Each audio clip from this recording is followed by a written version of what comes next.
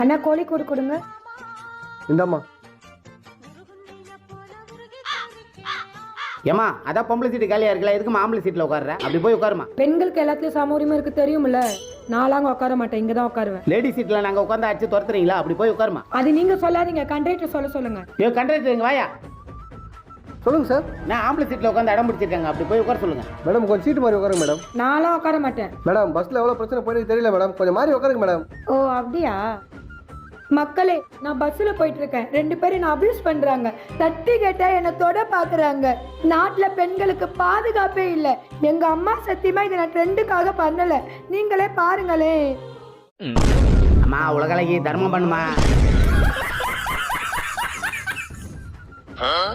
உழைச்சி தின்ன வயசு இல்ல, உசுர மாய்க்க மனசு இல்ல, என்ன மட்டும் மறந்துட்டிய பிச்சைக்கார கடவுளே.